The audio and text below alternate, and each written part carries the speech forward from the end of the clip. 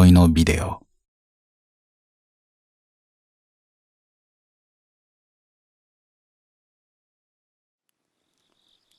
これは私が高校生だった頃の話です。当時夏休みに入ると帰宅部だった私は普段別の学校に通う地元の友人らと久々に顔を合わせ、夜通しで遊び明かしていました。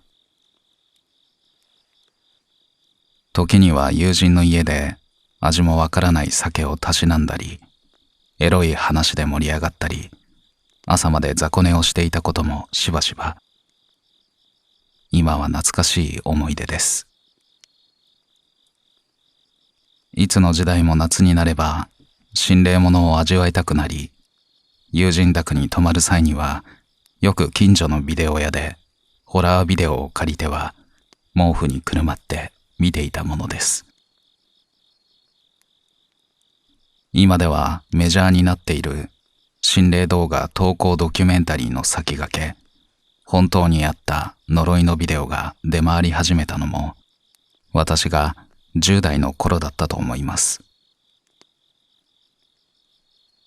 今回はその本当にあった呪いのビデオのある回で少し奇妙な出来事が起きたことをお話しします。もうどの関数だったかは忘れてしまったんですが、当時呪いのビデオが VHS から DVD に移行されたあたりの作品だった気がします。夏休みに入り、久々に地元の友人 M の家で夕方から遊ぶことが決まり、M の家に行く前に当時新作だった呪いのビデオを近所のビデオ屋で借りて行くことにしました。久々に集まった友人たちは近況を報告し合い、適当に食事をしていたら時刻はすでに深夜帯を迎えていました。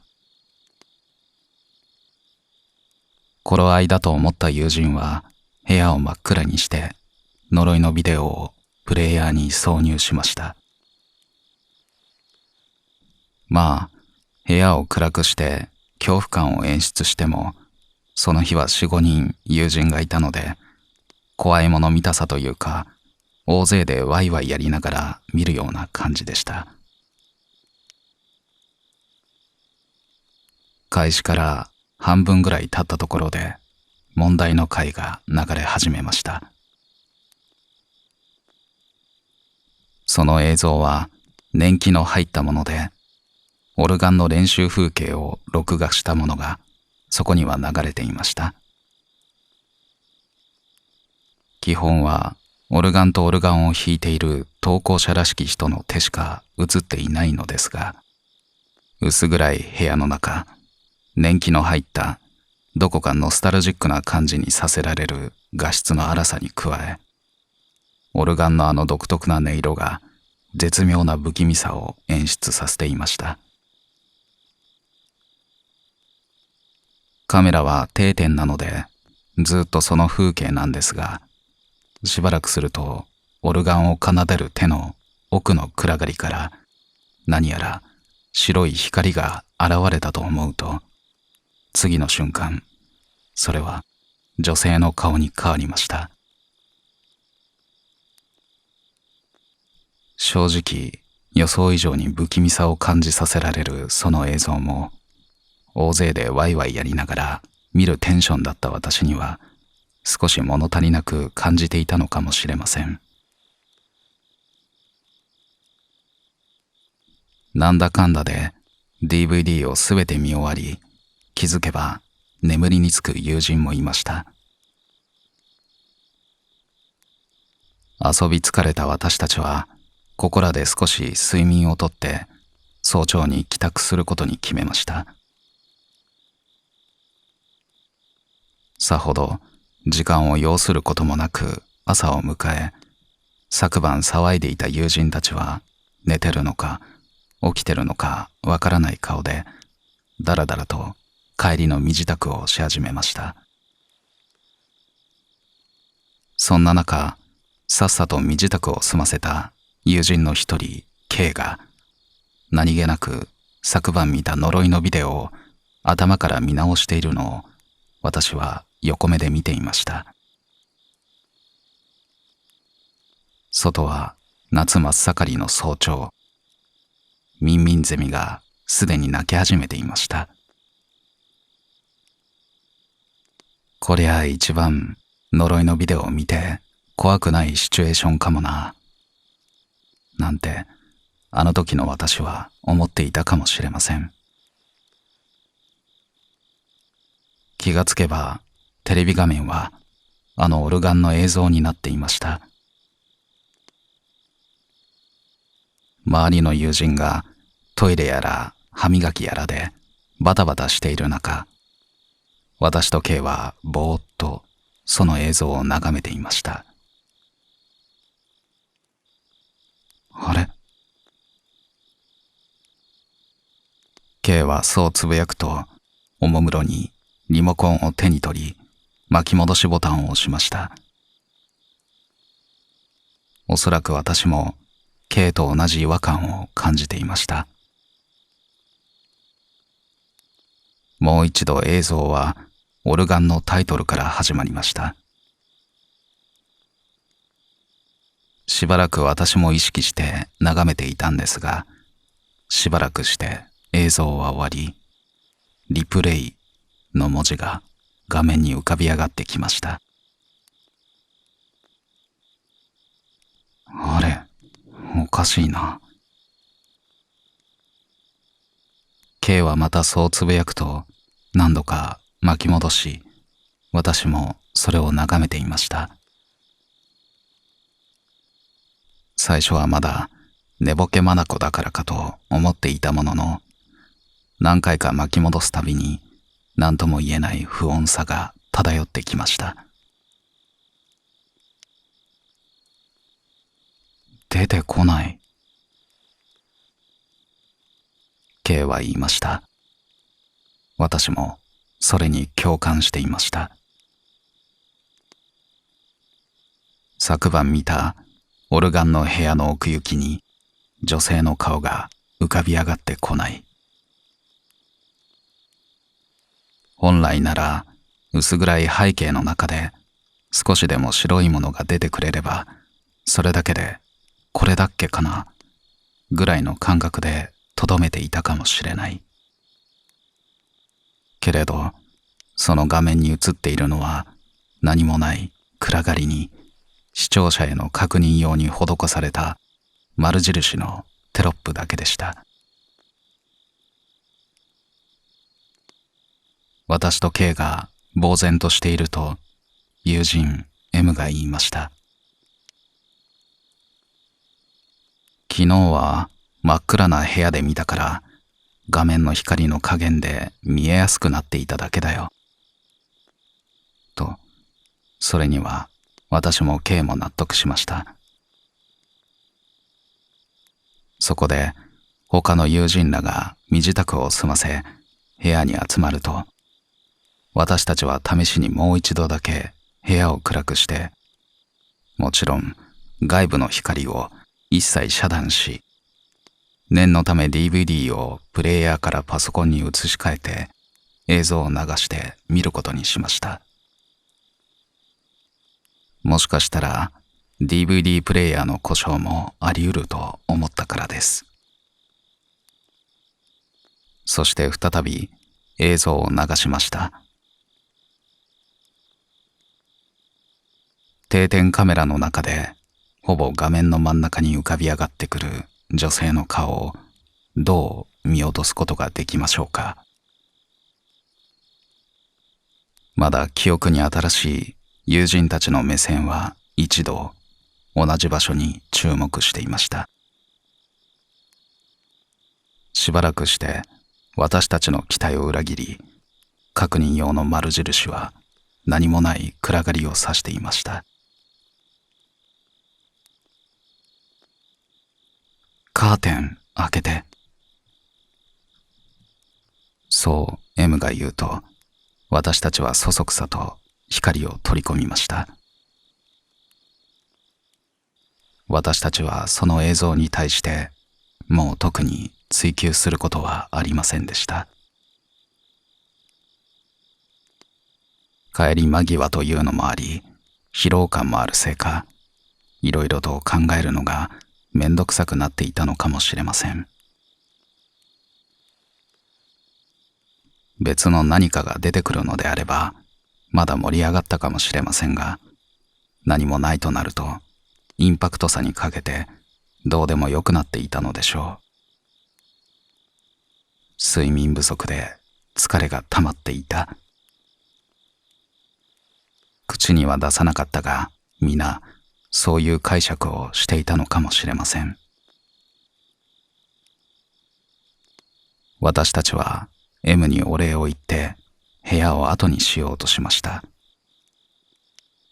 そしてそのやりとりの最中、M の背後後方に見える腰窓の網戸がゆっくりと横に動いたことは、私とその時気づいた友人 I の目に焼き付いて離れることはないのでした。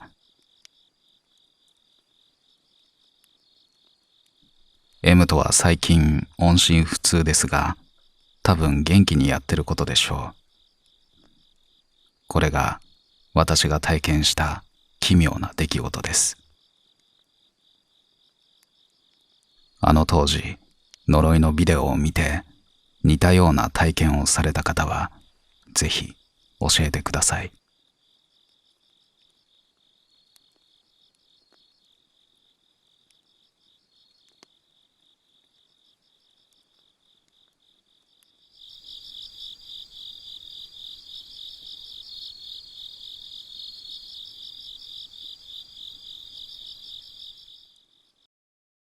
心霊写真。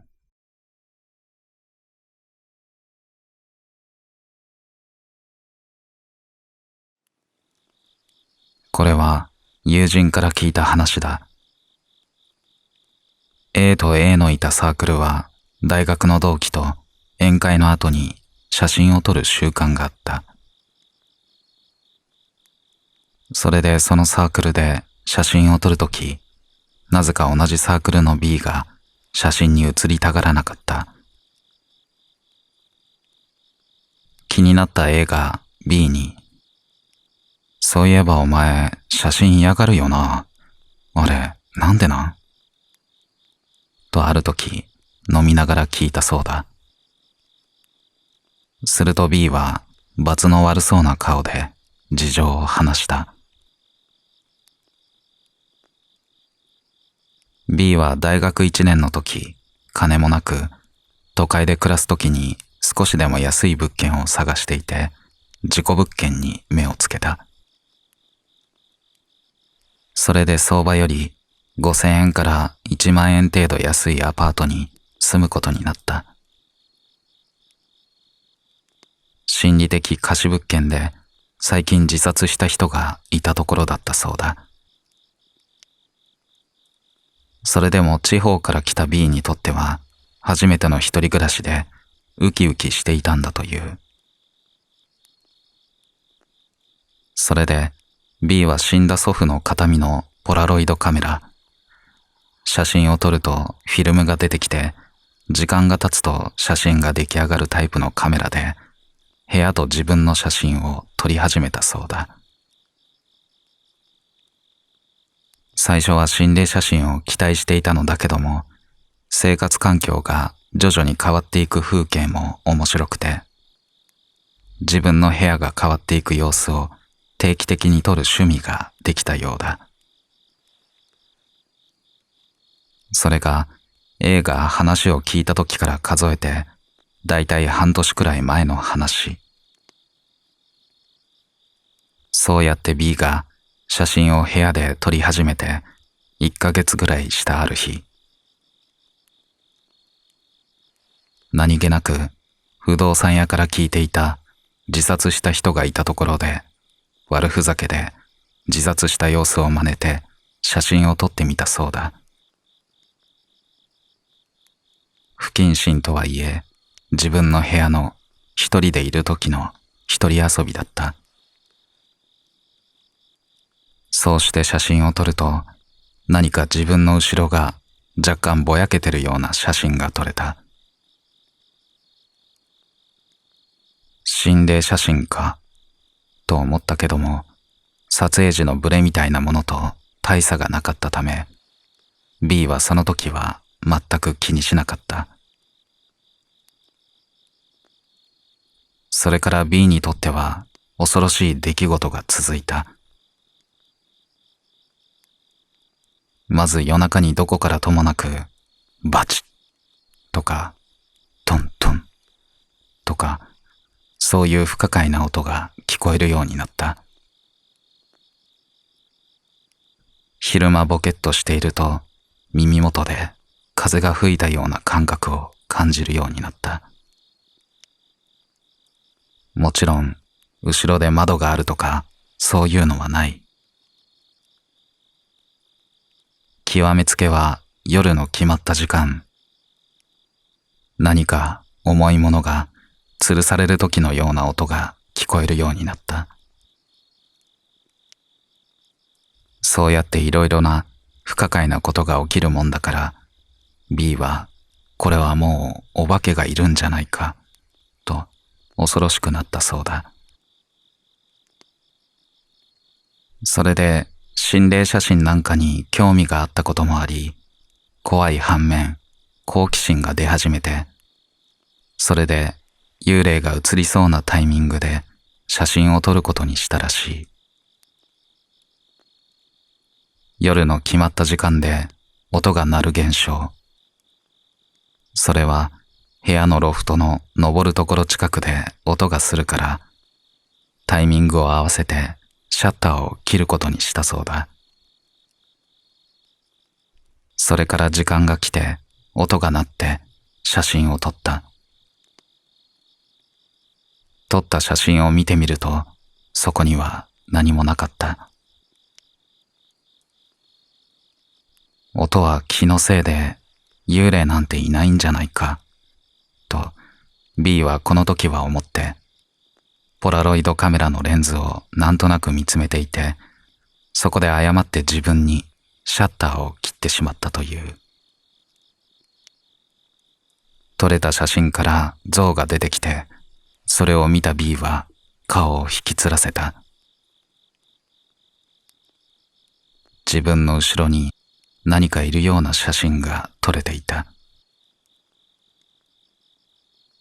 ブレとかそういうのではなく、前に悪ふざけして撮った時のぼやっとしたものとは違って、ある一点だけが明確にぼやけている。それは明らかに不自然だったし、写真を見ていると背筋に冷たいものを感じた。心なしか視線も感じるようになった。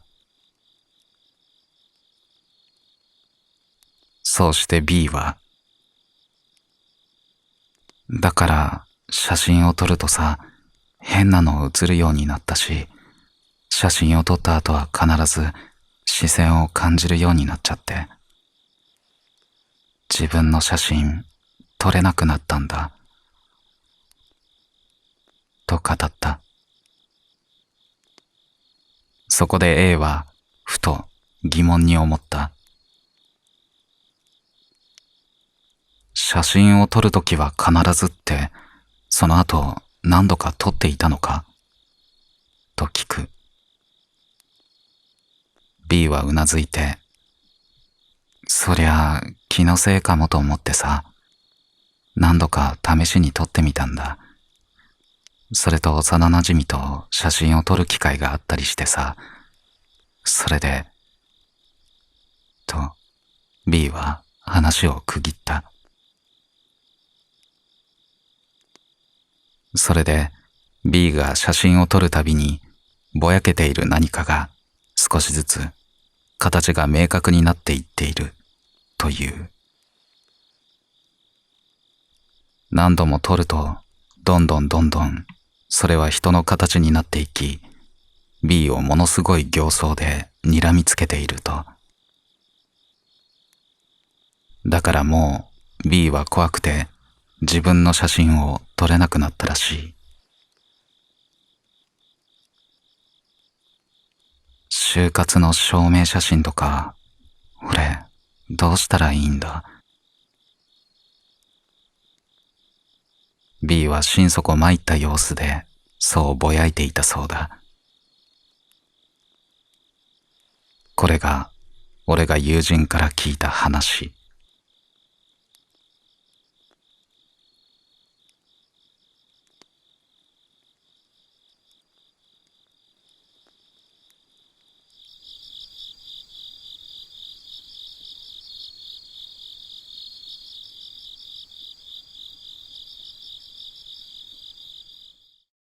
まーちゃんとの同伴。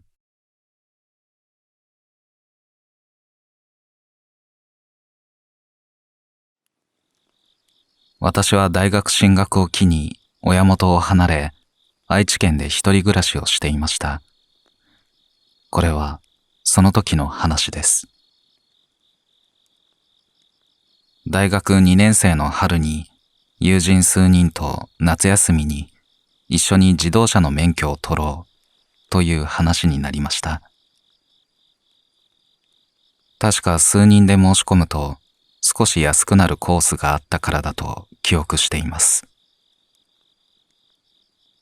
当時は親の仕送りと映画館のバイトで生活していました。しかしそれだけでは社交代が足りず、仕方なく学校近くのラウンジで新しくバイトを始めることにしました。そのラウンジは繁華街のキャバクラほど服装や女の子のレベルが華美ではなく、田舎者の私でもあっさり受かることができました。ラウンジでバイトを始めて1週間ほどした頃、真壁さんというお客さんの席にヘルプで着きました。真壁さんは50歳くらいの男性で、髪が薄くがっしりした体型をした方です。いわゆる普通のおじさんでしたが、会社の役員をしてるとかで、週に1回ほど来てはサクッと飲んで帰ります。昔からの常連さんらしく、女の子たちやボーイさんからまーちゃんとかまーさんとか呼ばれていました。席に着く前にボーイさんが、綺麗な飲み方するし優しい人だよ、ラッキーだね、と教えてくれました。ところが真壁さんは私が席に着くなり驚いた顔をして、うーわ、たまげた。君、全然タイプじゃないわ。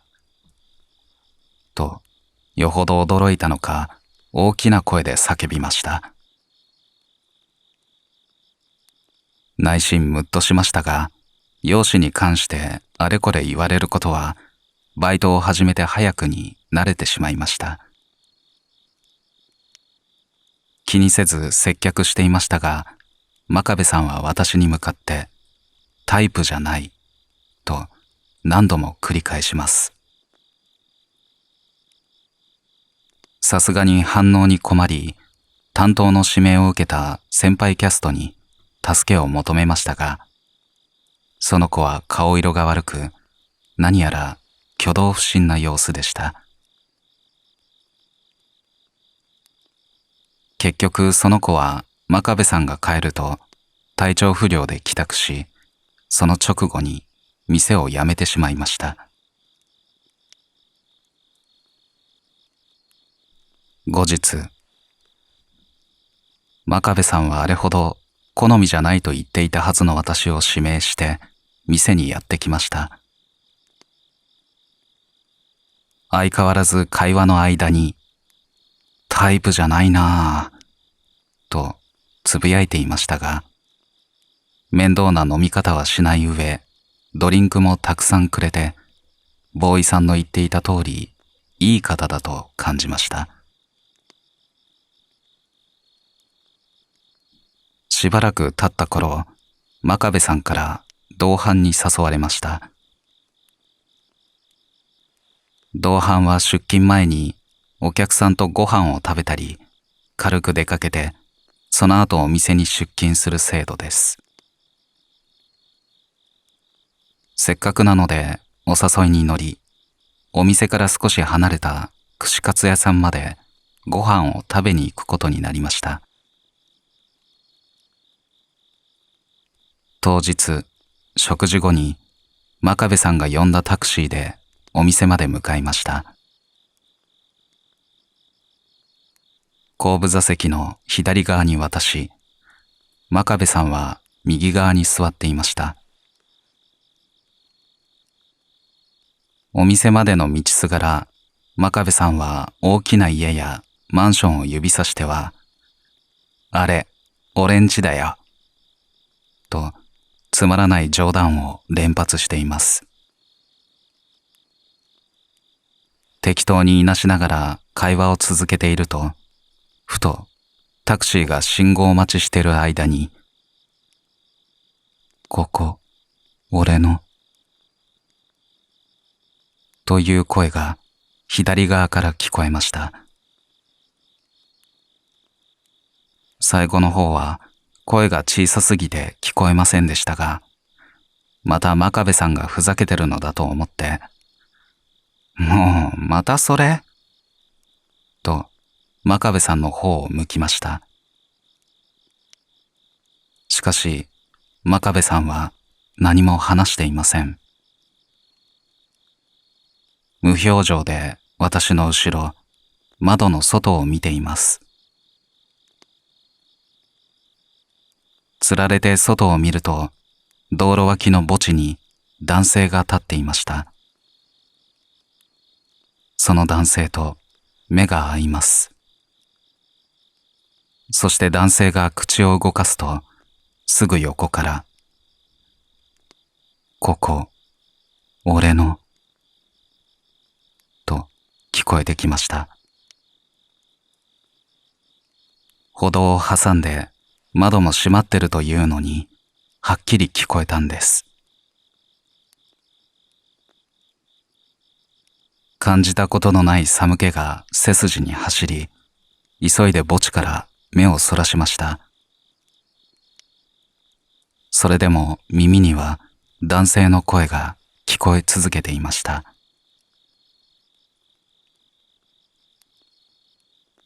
やがてお店に着き、タクシーから降りると声は止みました。真壁さんは先に席に向かい、私も着替えを済ませ、遅れて席に向かいます。真壁さんにさっきのことを聞こうとすると、また、ここ、俺の、という先ほどの声が聞こえてきました。真壁さんは、あちゃー、来ちゃったね、と笑っています。なぜこの状況で笑えるのか、そもそも真壁さんにも聞こえているのか、いろいろな疑問で頭がいっぱいになりました。気がつくと視界の端に男が立っていました。壁際に立ち、こちらをぼーっと凝視しています。すぐに墓地にいたあの男だと気づきました。ボーイさんや他のキャストには見えていないのか、誰も反応していません。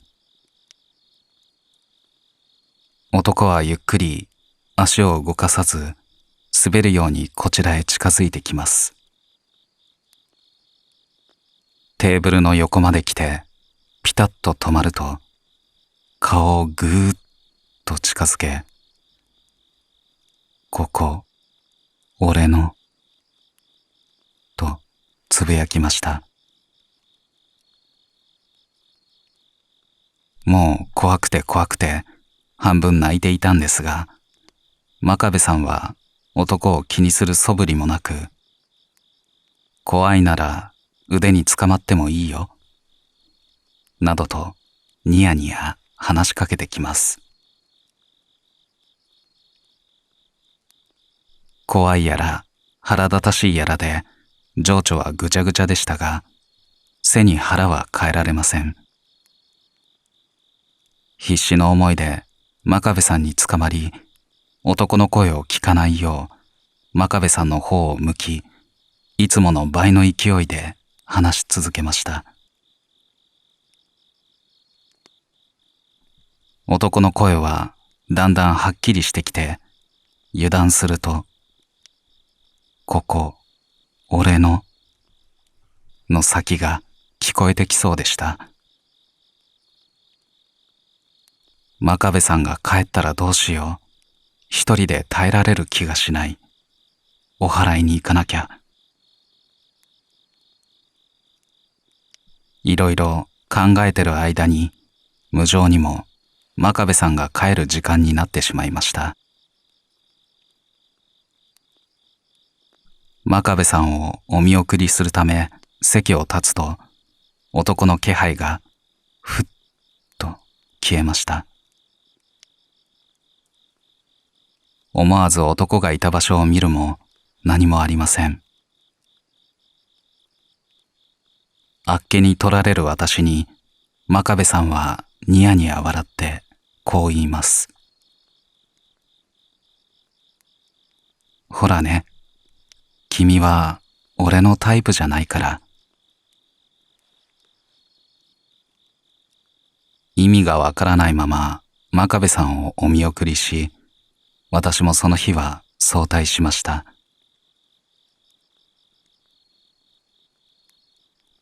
翌日、真壁さんに電話で昨日の出来事は何だったのかを聞かせてもらいました。真壁さんの話をまとめると、真壁さんは昔から霊感が強く、霊みたいなものをよく見るだけではなく、そばに勘のいい人がいると、その人まで見えるようになってしまうそうです。女の子で、特に夜の仕事をしてる子には勘の鋭い子が多く、また真壁さんが好きになる子はなぜか皆そういうものに当てられやすいのだそう。指名した子が辞めてしまい申し訳ないので、あまり影響なさそうな私を指名してみたそうですが、見えてしまったことに驚いていました。確かに私は霊感などなく、そういうものを見たこともなかったし、信じてもいませんでした。私が昨日見た男は、真壁さんにはもっと痛々しく、グロテスクな見た目に見えていたそうです。少子か何かかな、あれは。と言っていました。電話の最後に真壁さんは、やっぱ君すっごい鈍いよね。全然タイプじゃない。そう言って笑いました。その後私は社交代がたまったのをきっかけにお店を辞めましたが、真壁さんとは今でもたまにメッセージのやり取りをしています。また、お店に妙なものを見ても動じない肝の据わった子が入ったらしく、今はその子を指名して通っているそうです。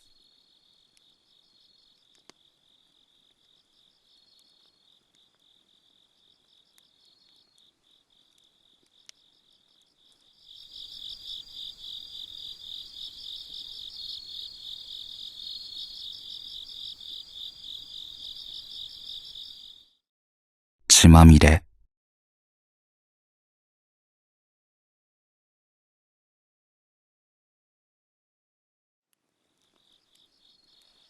学校っていろいろな怪談話があるよね。赤マント、二宮金次郎、13段怪談。子供は怖い話が好きだから、次々新しい話ができていくのだろうか。でも、このたくさんの話の中には、実話もあるんじゃないかって思う。俺が話すのは、学校の怪談の中でも有名なトイレの花子さんの話。もう10年以上前に遡るけど、俺の小学校は、俺が6年生の時は、トイレの花子さんは暗黙の了解で禁止っていうか、やったらやばいってなっていたんだ。理由は、俺が5年生の時だったかな。こっくりさんとか、トイレの花子さんとか、めちゃくちゃ流行って、男子も女子もやっていたんだ。でもやっぱり、みんな怖いんだ。一人でやるやつは誰もいなかった。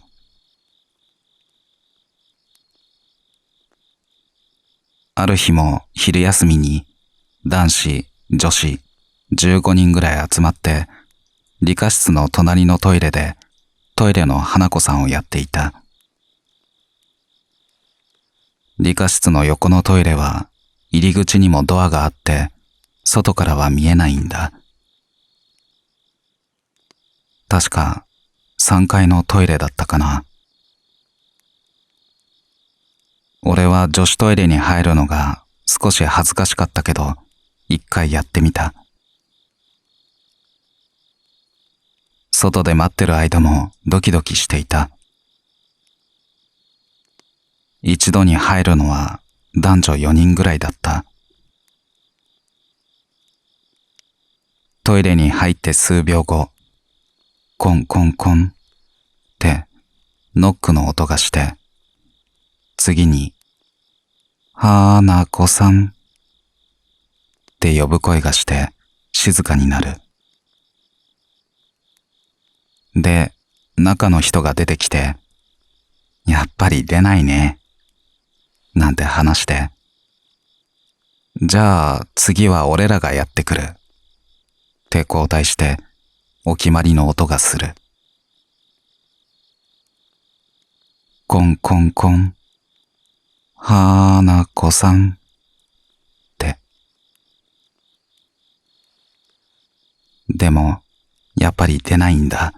当たり前だけど。こんなやりとりを4回くらい繰り返した後だったかな。当時のガキ大将みたいなやつが来て、お前ら一人でできないの？情けねえな。みたいなことを言ってきたから、誰かが。でも、もしも出たら怖いし、って言うと、そいつが、情けねえな。俺が一人でやってきてやるよ。いるわけねえだろ。なんて言って、カバンを廊下に置いて、そいつ、一人で入っていったんだよ。外で待っていると、お決まりの音が聞こえてきた。コンコンコン、花子さんって。でも、いつもと違ったのは、その数秒後に、ギャーっていう、そいつの悲鳴が聞こえてきたこと。めちゃくちゃ大きい声でさ、みんな顔を見合わせたよ。どうしようって顔で。そしたら、ガタガタ、ドンって音を鳴らしながら、そいつが顔を真っ青にして、ガタガタ震えながらトイレから出てきた。本当に歯がカチカチいって血の気が全くないんだ。本当にびっくりした。そいつは震えながら、出たて言うんだ。みんなわかっていながら、何がって聞くと、出た。血まみれの女の子。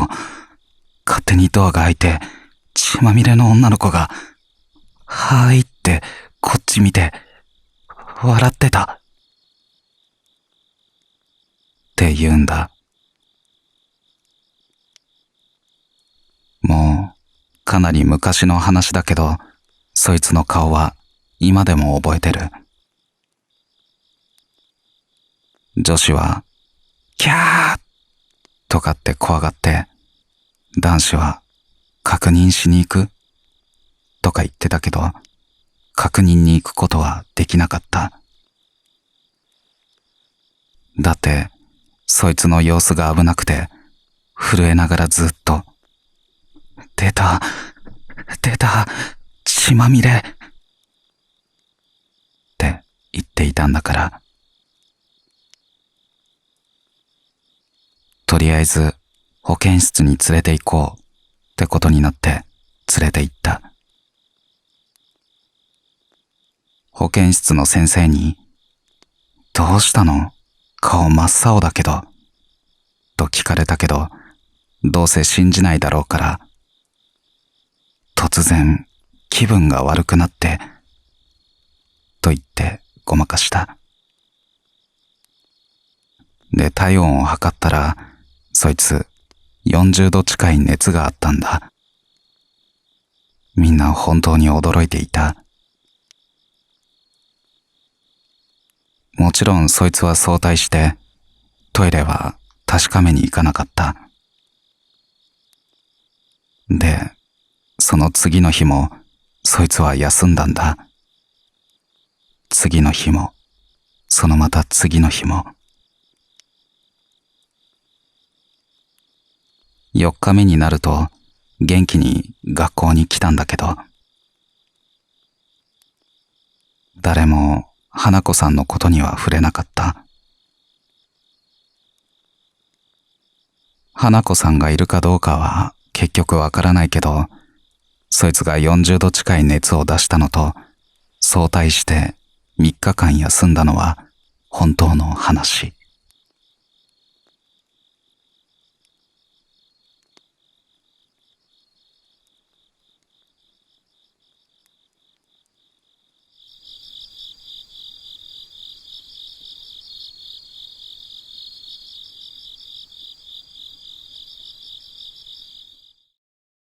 母の話。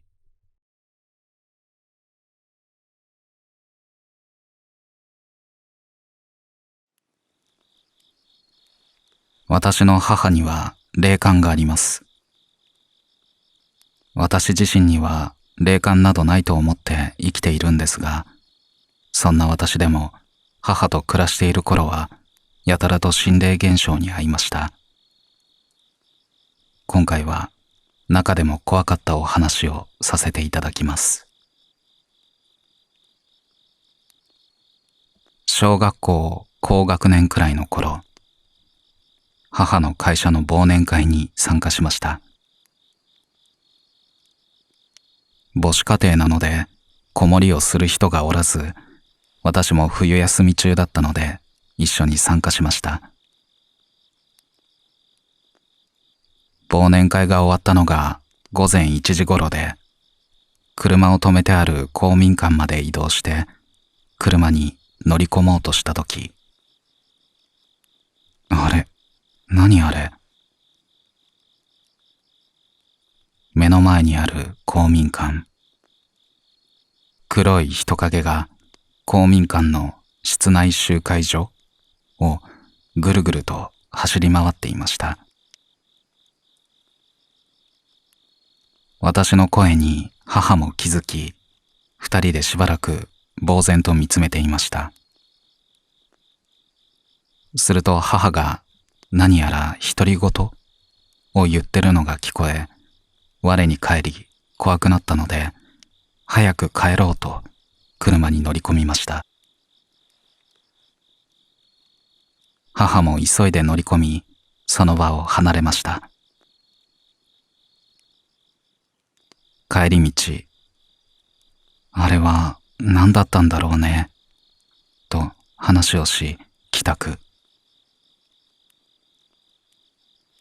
その後しばらく怖くて話題にも出さなかったんですが、これもまた大人になってから思い出話をしていると、あの公民館で走ってた女の人という母の言葉に大変な違和感を感じ、詳しく聞くと、髪型がソバージュで花柄のノースリーブワンピースを着ている女の人だった。年末で雪の降る夜にノースリーブだったのが印象的で鮮明に覚えているということでした。でも一緒に見ていた私はどう思い出してもただの黒い人影だったんです。髪型や服装、顔、性別すらも全く判別がつきませんでした。さらに母はその時、小さい男の子を連れたお腹の大きい妊婦さんが、あれ、何ですかね、怖いですね、と話しかけてきて、少し会話をした、と言っていました。私が母の独り言だと思っていたのは、その妊婦さんとの会話だったらしいんです。もちろん私にはそんな人全く見えていませんでした。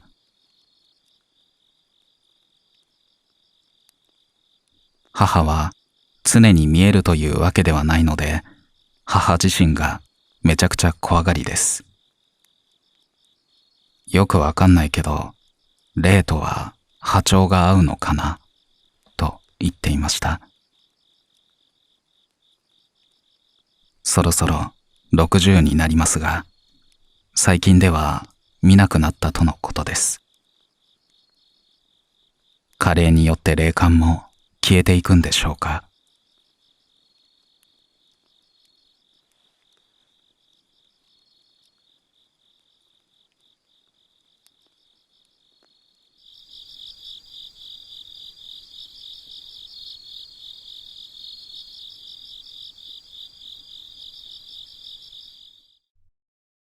湧いてくる。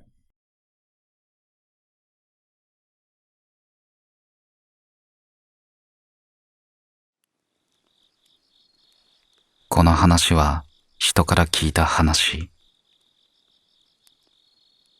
自衛隊を辞めるとき、場所にもよるけども、そうや死が足りないと、辞めるまでに雑務をやらされるんだ。その時、同じ部屋になったやつから聞いた話になる。そいつ、辞める前にあった演習で、穴を掘って防御をやる訓練をしていて、班で必要な数を夏の暑い中、えっちらおっちらと掘っていた。穴を掘ったその夜に想定された敵の攻撃を待ち構えるために、夜通しで穴に入って警戒をする。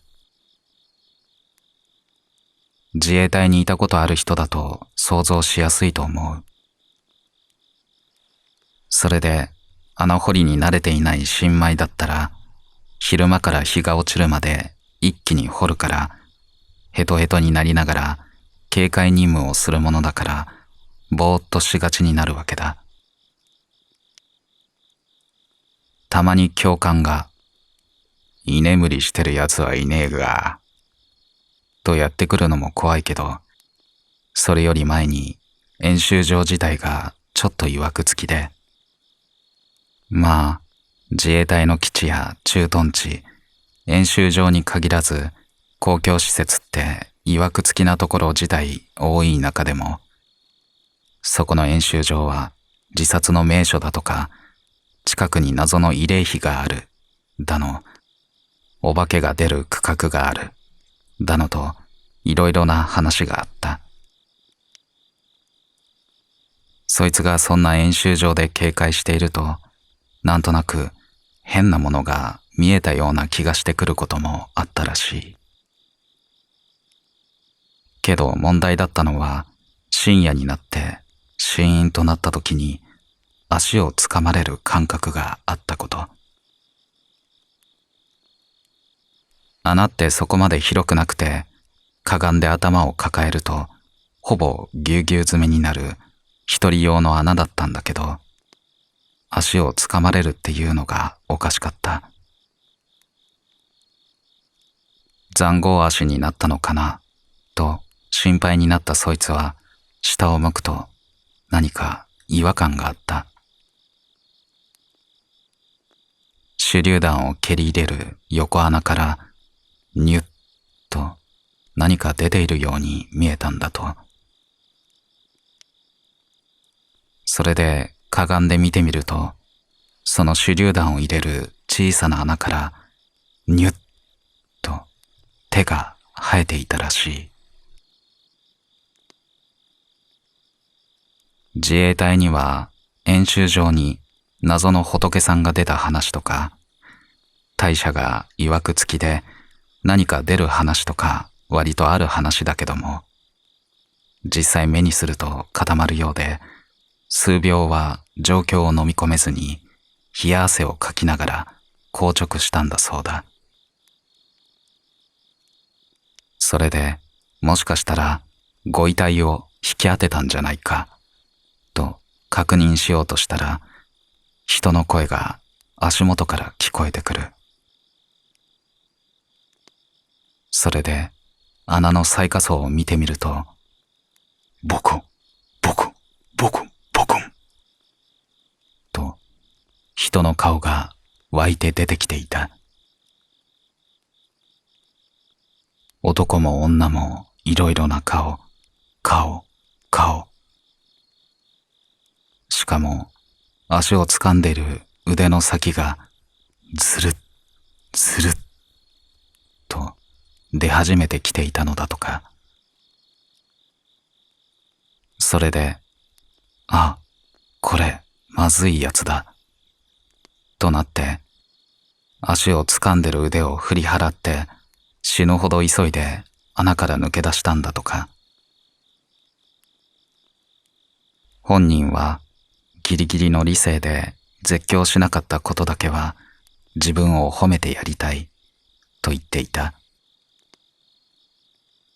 叫んでいたら別のリアルな鬼、つまり教官を呼んでしまっていたから。それでそいつが教官に、出た出ましたと報告したのだけども、教官は、何言ってんだという顔で話を一通り聞いてくれたそうだ。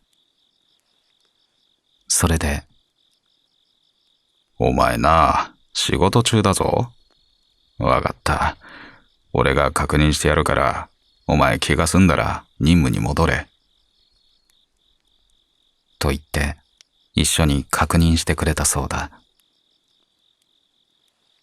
そして教官が例の穴に入って点検してから少し黙ってドンと穴を踏みしめてから笑顔でそいつに言ったらしい。別に何もいねえぞと。それからそいつはビクビクしながら演習を終えて帰ってから、もともと参っていたメンタルがさらに参って辞表を提出という流れだったとか。そういう自衛隊であったらしい。どこの自衛隊かとかはいろいろ問題あるし、特定されたくないからぼかすけど。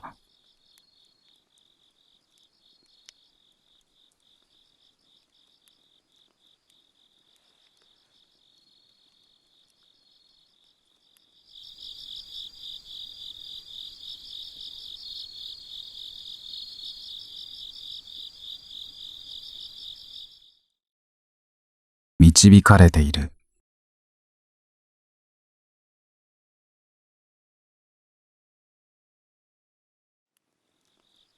これは私のいとこである霊感持ちの女性 A さんが体験した話です。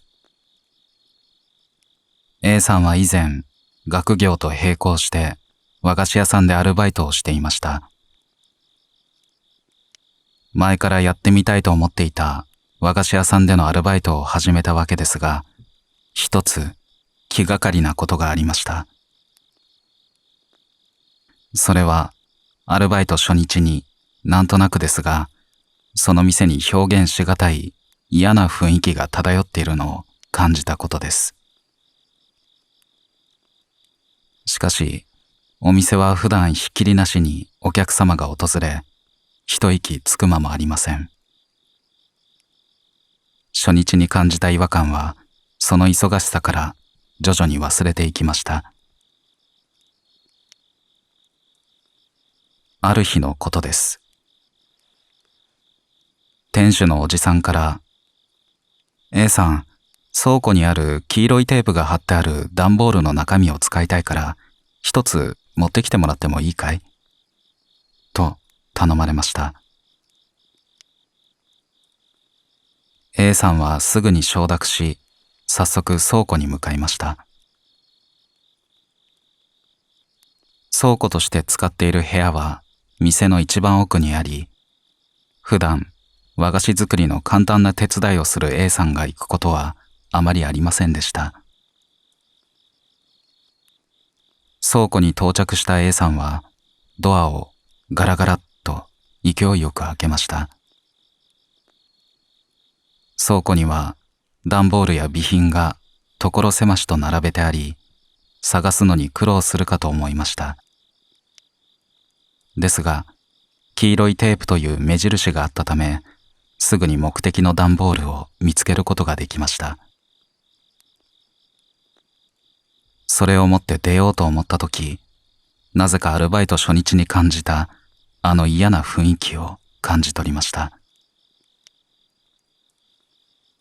きっと倉庫という狭く暗い空間に影響されてしまったんだわ。と考えて早く出ようとドアに手をかけました。その瞬間、どこからか突然、振り返らないで、と声が聞こえました。A さんはその声にビクッと体を震わせ、硬直してしまいました。振り返らないで、とせっかく忠告をしてもらったのにもかかわらず、そのドアがガラス製だったこともあり、後ろのそれが見えてしまいました。それはかろうじて人間の姿を保っていると言っても過言ではありません。体の関節部分はあらぬ方向に曲がっているところもあり、その体をしきりにガタガタと揺らしていました。さらには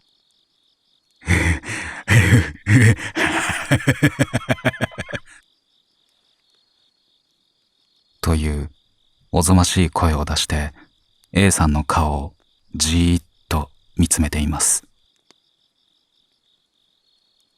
A さんはあまりの恐怖に先ほどの忠告をすっかり忘れてしまい、反射的に振り返ってしまいました。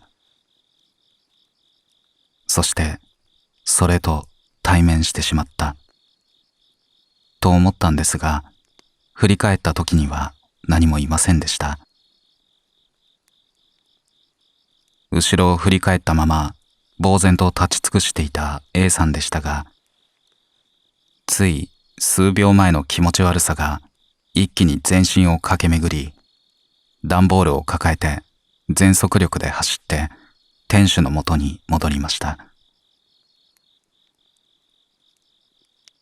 顔色が急変し、汗だくの A さんに店主は驚き、具合が悪そうだから早く帰った方がいい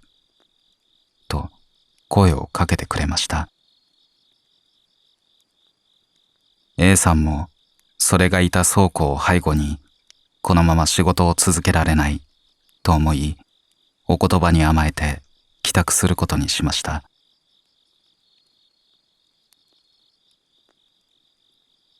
家に帰ると A さんのお母さんが A さんを一目見るなり、あなた良くないものとあったねと言い、パッパッと埃を払うように肩を触りました。するとさっきまでの倦怠感がなくなり、気を張り詰めていたことでの疲れが一気に押し寄せました。その場にへたり込んだ A さんが、やっぱりあの店には何かいたんだと言うと、 A さんのお母さんは、前からなんとなく感じていたけど A に何も影響が出ないから放っておいたの。でもそれがいけなかったみたい。さっきまでそれが A におんぶするようにしがみついて、ずっと待ってた、ずっと待ってたって繰り返しつぶやいていたわ。あのままあの店で働き続けていたら、じわじわと A の精神を蝕んでいくだろうね。今日は守護霊が守ろうとしてくれていたみたいだけど、相手が強すぎて守りきれなかったみたい。と返答が。A さんは数日後に店に電話をかけ、一身上の都合で店を辞めることを伝え、それ以降は絶対店の周りにも近寄らないそうです。それが功を奏してか、その後は A さんの身に何も起こっていないということです。ここまで話を聞いて、私は A さんに言いました。A さん、それって今私が働いている和菓子屋さんのことですよね。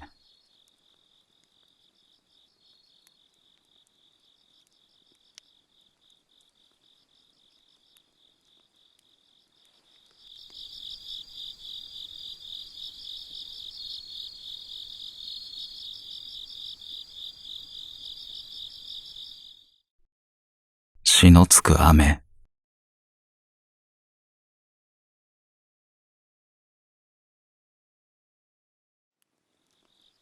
友人の Y から聞いた話である。N 町の駅に聞きなじみのない心霊スポットがあると噂されていた。山間部の谷間に沿って開けた街を大きく縦断するように通るその駅の路線は町民にとても重宝されていた。もうすっかり車社会となってしまった現在でも、まだ免許の取れない学生をはじめ、足腰を悪くしてしまった高齢者など、地域の人々にとても親しまれている。この N 町は、その地域内のおよそ9割を貴重な山林に囲まれており、産業こそ盛んだが、所詮は田舎である。九段の駅も、改札や駅員などは申し訳程度に配置されているだけで、ほぼ無人駅と言っても遜色ない。その小さな駅で火の事故があったというのだ。それは後にそこで亡くなった人の幽霊が出るという怪談へと発展した。しかしそれも遠い昔の話なので真偽は定かではないが、今でもまことしやかに囁かれるこの町の怪談話の一つだった。電車に揺られること1時間、目的の駅に到着した。前日より強い雨の降りしきる夏の日に、私は Y にそそのかされて、その駅へと赴くことになったのだった。わざわざこんなおあつらい向きの日を選ぶなんて、とも思ったが、Y 曰く雨の日じゃないと出現しない幽霊が出る、とのことだった。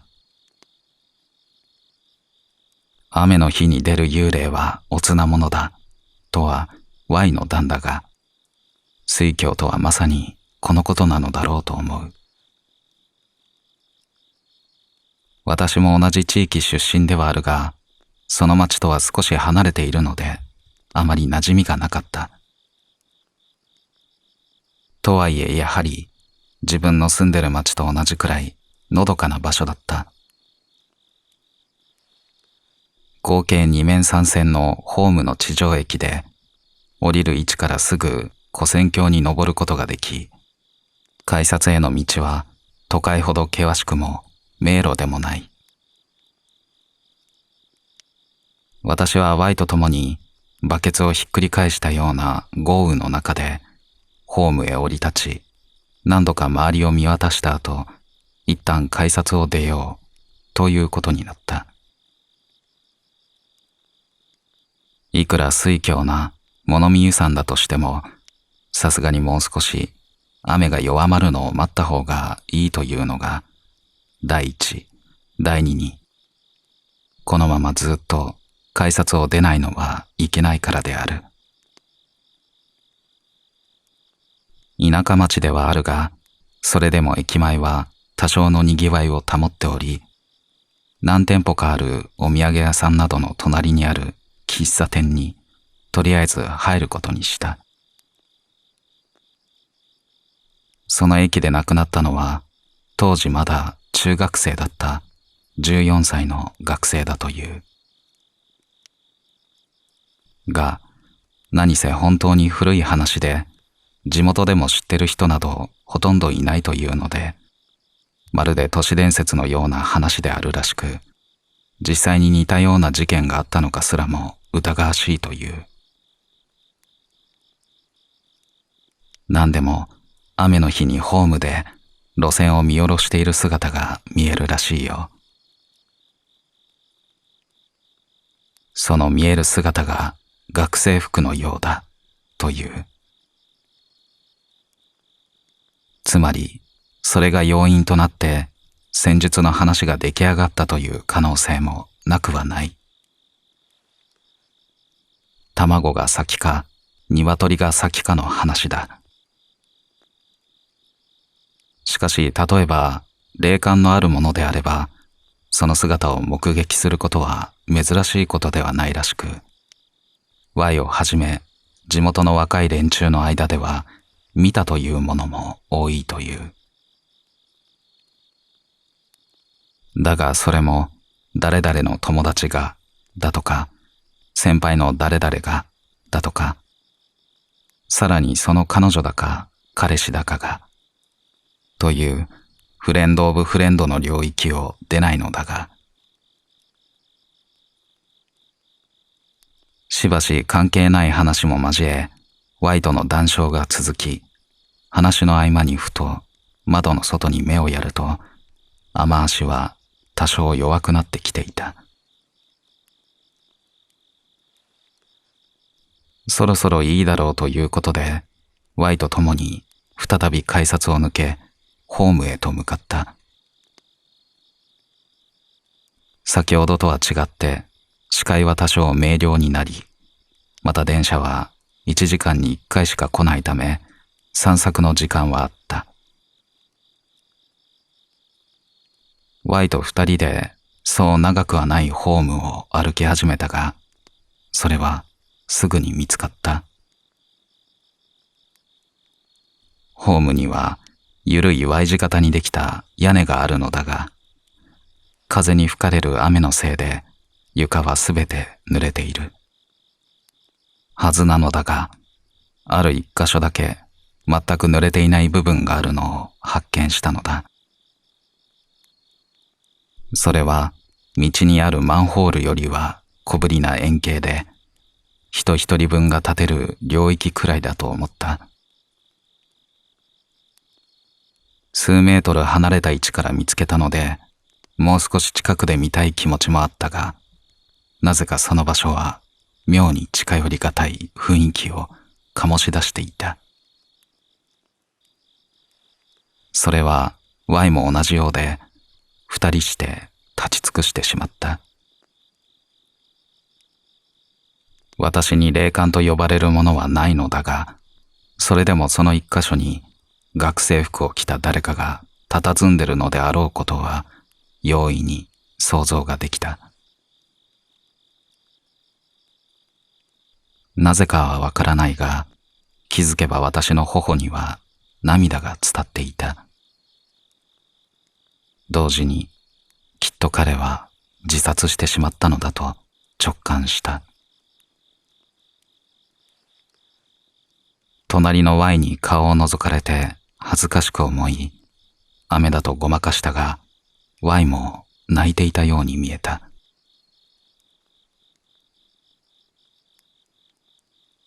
数分後、訪れた帰りの電車に乗り込んで発車するまでの間に、私は車窓からその箇所を見ていた。電車が走り出し、景色が動いていく中で、その箇所を通り過ぎようとしたとき、ほんの一瞬だけ、うつむいて佇む人影が見えた。その顔は、どこか悲しく物憂げで、多分涙を流していた。と思う。到着先や乗り換えの案内のアナウンスが響く車内で、Y が、だから雨の日しか出ないのかな、とつぶやいたのが印象的だった。窓へ目線を戻すと、外は再び雨足が強くなってきており、それから降りるまでの間、しのつく雨が車窓をずっと叩いていた。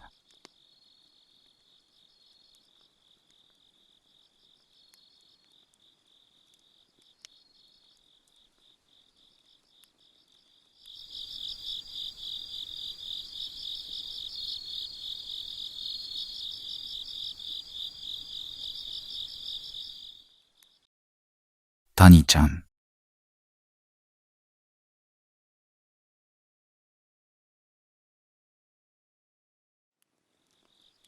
何年か前に SNS で仲良くなった女の子がいた。タニちゃんと呼ばれるその子は、よく配信をしたり、作業しながら通話をするのが好きな一人暮らしの子。いつも、一人は寂しいから常に話してるかテレビをつけてるって言ってた。そのせいか、私と通話してる時も配信をしてる時も常に話し声や物音がしていたのを覚えている。結構派手なギャル系の見た目をしてるのに体が弱いらしく、よく寝込んでいたのも記憶に残っている。なんか不思議な子だった。そんなタニちゃんは九州に住んでいるらしく、趣味のイベントが関西で開かれることをきっかけに初めて会うことにした。初めてではないらしいが、その月はいろいろとイベントが開かれていて、イレギュラーなことが重なったらしく、地元民の私におすすめのホテルを聞いてきた。当時ルームシェアをしていた友人に許可を取って、私は、友達もいるけど、うちに泊まる？と話を持ち出し、はじめは遠慮していたタニちゃんをどうにか説得して、我が家でお泊まり会をすることになった。どうせならと空港まで友人と迎えに行く旨を伝え、友人と二人で空港へ。私がしょっちゅう会話をしていたから声は知っている友人にどんな子かと聞かれたので写真を見せた。はじめは渋い顔をしていた友人。あ、ギャル系苦手なのかなと思い、その時はスルーして谷ちゃんを待っていた。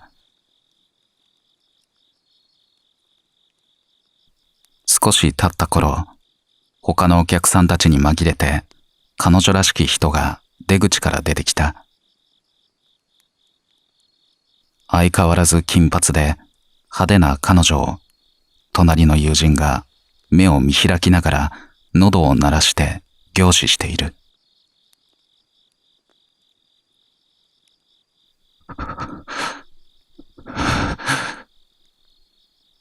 と、過呼吸ほどではないが激しい呼吸をする友人。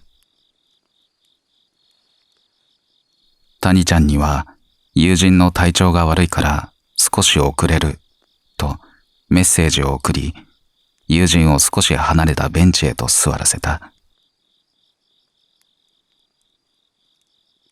大丈夫？帰ろう。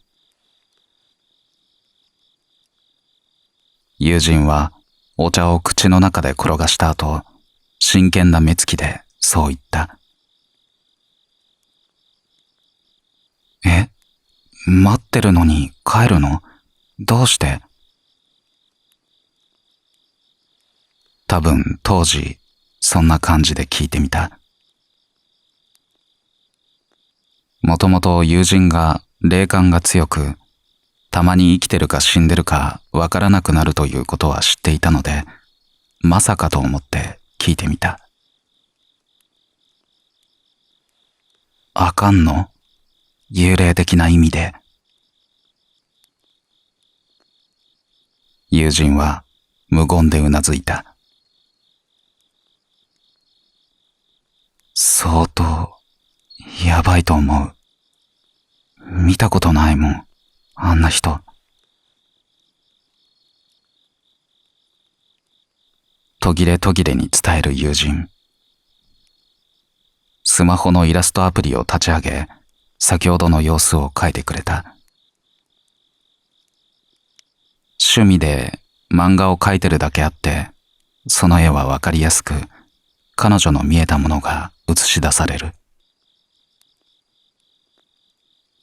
谷ちゃんを中心に何人もの人間、崩れた何か、子供、でかい何か。その中でも最後に書き足した中肉中背より少し痩せた女を指さし、こいつが一番やばい。友人は真っ青な顔でそう伝えると、私、しばらく実家戻るから、二人で楽しんでおいで。と、車の鍵を私に渡して、ふらふらと歩いて行った。心配でしたが、どちらを選べばいいのかわからず、とりあえず友人が実家に迎えの連絡をしたことを確認し、谷ちゃんの元へと向かった。そこからは、見えない私にはよくわからなかったが、なんとなくやばいの意味だけはわかった気がする。見た目は健康体で元気な子にもかかわらず、どこか死にそうな感じ。こればかりは実際に見ないと伝わらないかもしれない。顔色はいいのに、ダメっぽいな、と病人を見て思ってしまうような不思議な気持ち。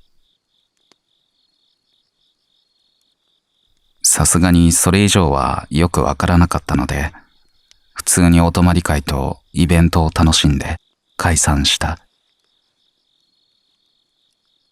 ところどころ谷ちゃんの存在が霞んで見えたり、ツーショットで一部かすれた部分はあったりしたが、本人は、よくあるよ。昔飼ってた猫がずっといてくれてるのかも。と、プラスに捉えていたから、友人から聞いたことは伝えなかった。友人の描いたイラストに猫などはいなかったが、彼女が地元に戻った次の日、友人が帰ってきたが、事故物件。と言って塩をまき散らしていたのが一番印象的だった。担当直入にあの時の話を詳しく聞くと、図を描きながら説明し直してくれた。中心に谷ちゃん。でかい女が周りに蛇みたいに巻いている。その後ろに中肉中背の普通の女。足元に崩れた何かと子供。そして全体的に黒い影。あのレベルで入院なしで生きてるの本気でよくわからないって言ってた。あの時一番やばいと言っていた女はダメな方の神様崩れらしい。九州の田舎に住んでるって言っていたし、写真の何枚かは山で撮影したものもあったから、どこかで持って帰っちゃったのかもしれないと思った。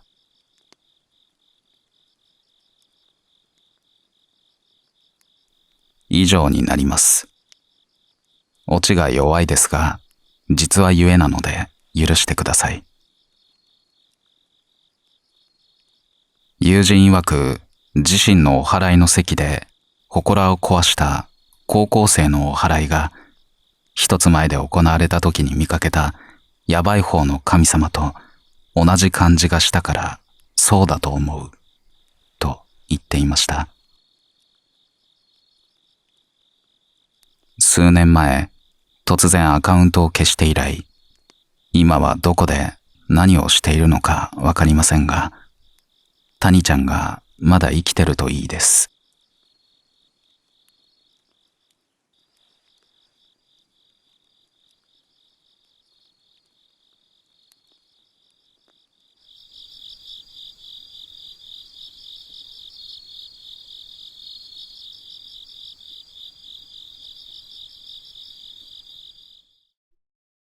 電波。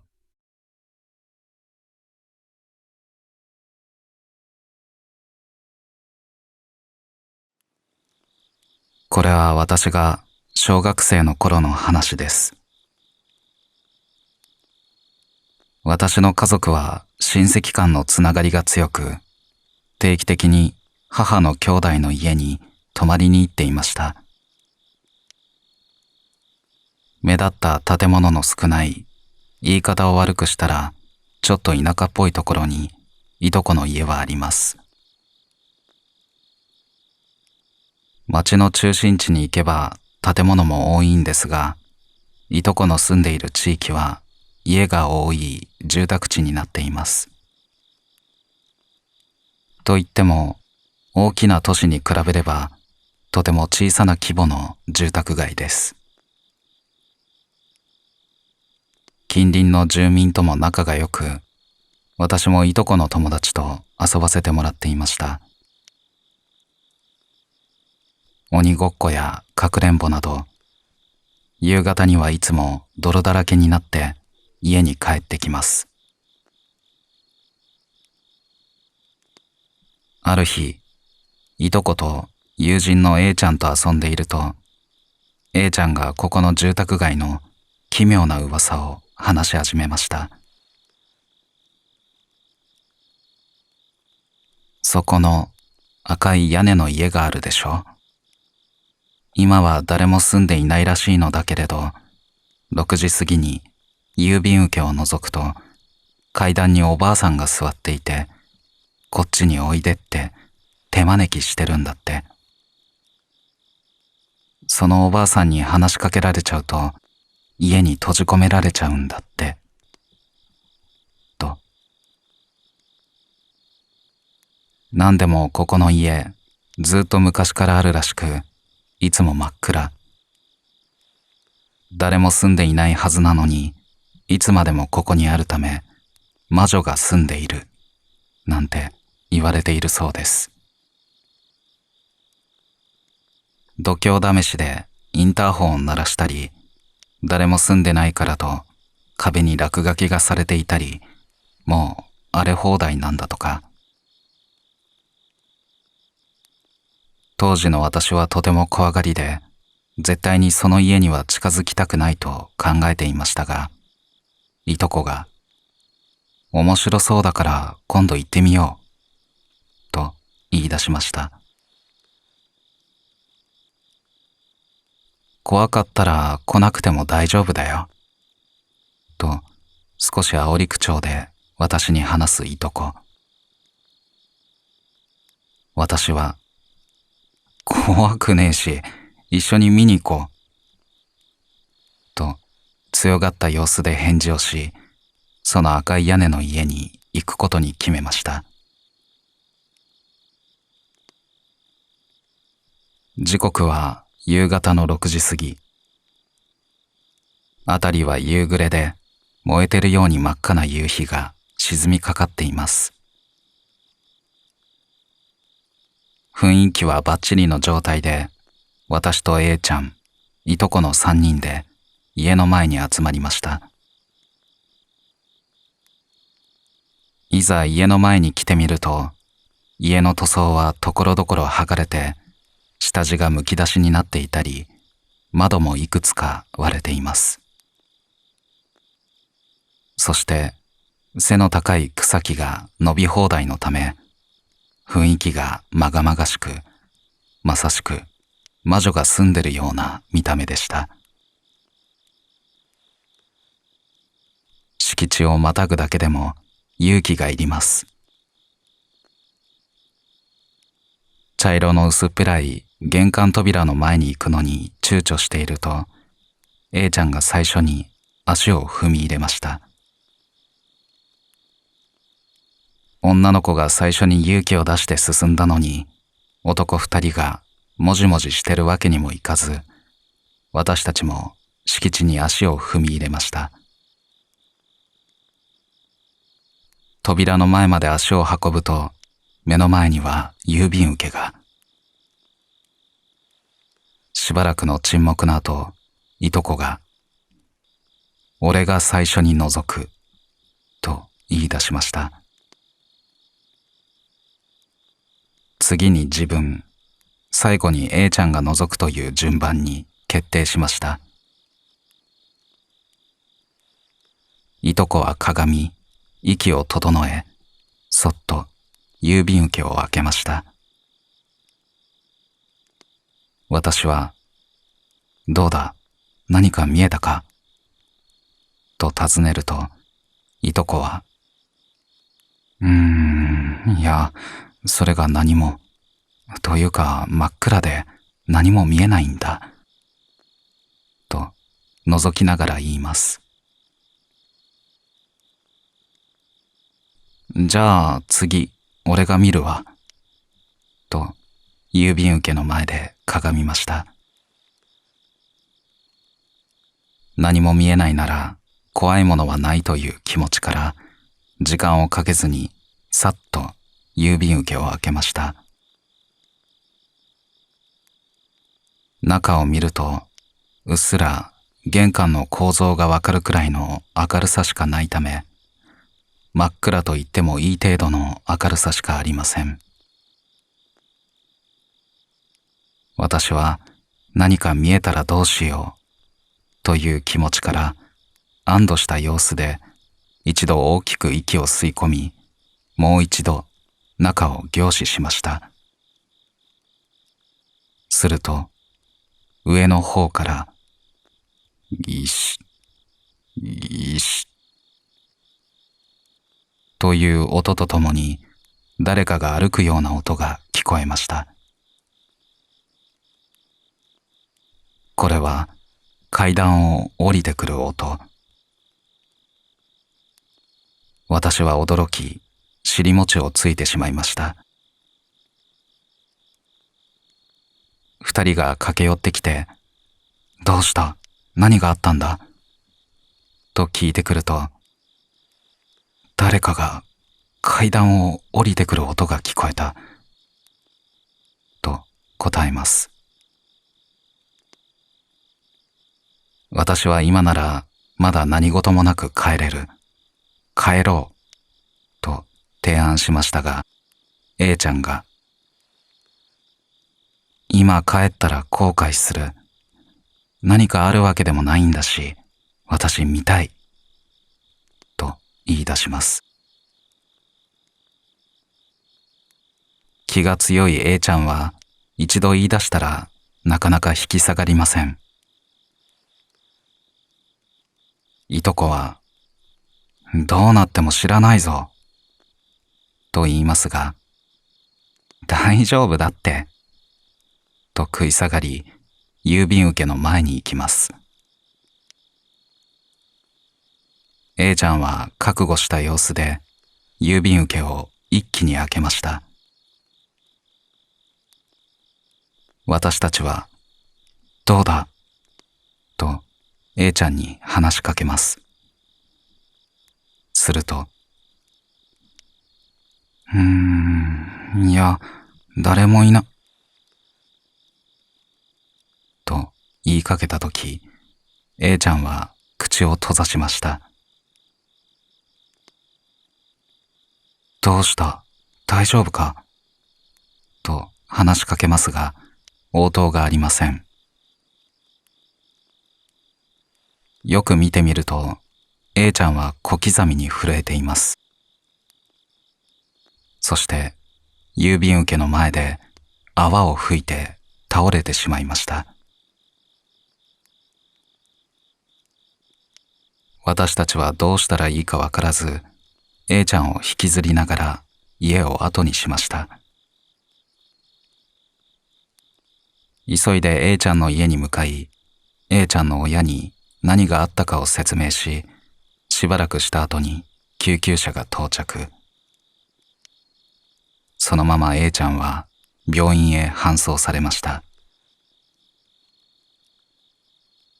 私たちが救急車を待ってる間に、いとこの家が近所ということもあり、いとこの母がすぐに迎えに来ました。いとこの母の顔を見た瞬間、私といとこは涙があふれ出てきて抱きつきました。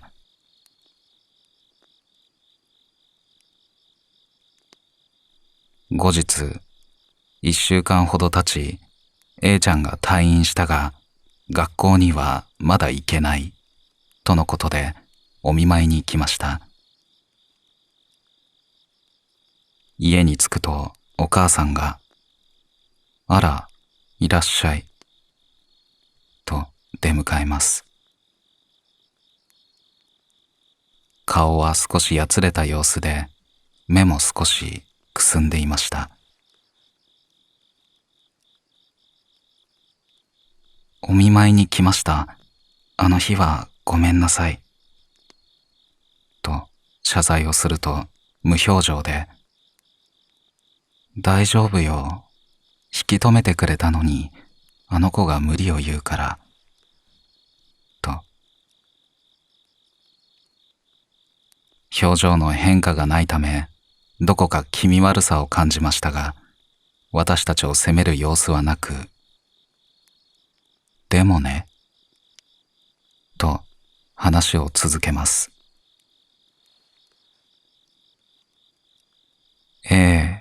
具合が悪いから学校に行けないみたいなの。病院も違うところに行かなきゃいけなくなっちゃってね。と言います。A ちゃんのお母さんが部屋まで案内をして、扉の前で、みんなお見舞いに来てくれたわよ。と言うと、しばらくの沈黙の後、そーっと扉が開き、入って、と一言。お母さんは何かお菓子でも買ってくると言って家を出て行きました。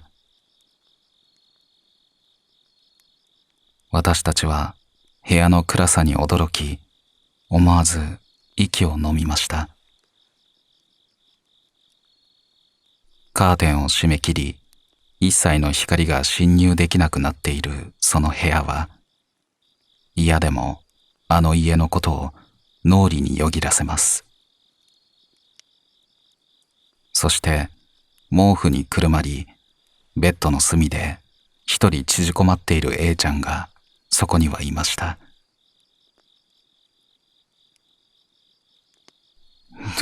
どうしたんだよこの部屋。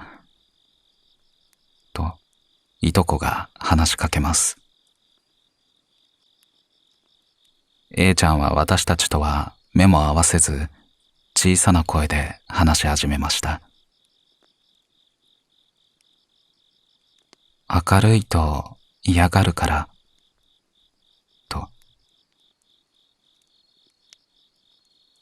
私は A ちゃんの言葉に疑問を感じつつ、場の雰囲気に飲まれてしまっているため、尋ねることができずにいると、再び話し始めます。あの日ね、見えちゃったんだ、おばあさん。手招きして、こっちこっちって。私怖くなって後ろに振り返ろうとしたの。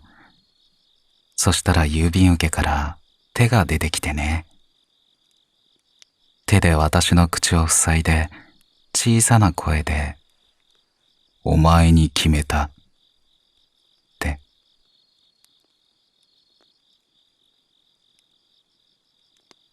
私たちは背筋に冷たいものが走り、黙り込んでしまいました。そして A ちゃんは腕をゆっくり前に出し、部屋の隅、私たちの後ろを指さし、こう言いました。今はね、あの家にいない。そこにいるよ。と。私は頭の中で、ブツッと何かが切れた音と同時に部屋を飛び出し、いとこも私の後に続いて、急いで部屋から出ると扉を閉めました。A は小さな声で誰かと話してるようでしたが、聞く間もなく家を飛び出しました。途中 A ちゃんのお母さんとすれ違いましたが、どこかうつろげな目で私たちを見つめて立っていました。買い物に出かけたはずなのに、手には何も持たず、見えなくなるまで私たちのことをただただ見ていました。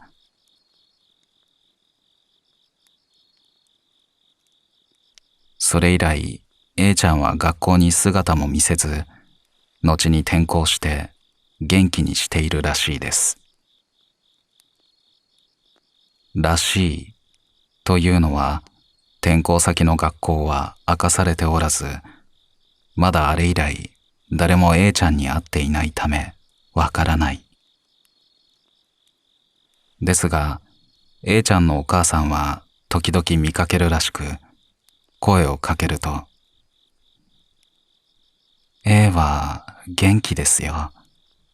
今は別のお友達といるから、ずっと、ずーっと、と答えたらしいそうで、今まで仲良くしていた人たちも気味悪がり、誰も近づかなくなってしまい、その言葉しか信じるものがないため、だからだそうです。あれから十数年、今でもいとことは会いますが、当時の話を今でもします。赤い屋根の家は今では更地になっているそうですが、A ちゃんの家は今もそこにあるそうです。夜になっても明かりがつかず真っ暗のまま、まるであの赤い屋根の家のように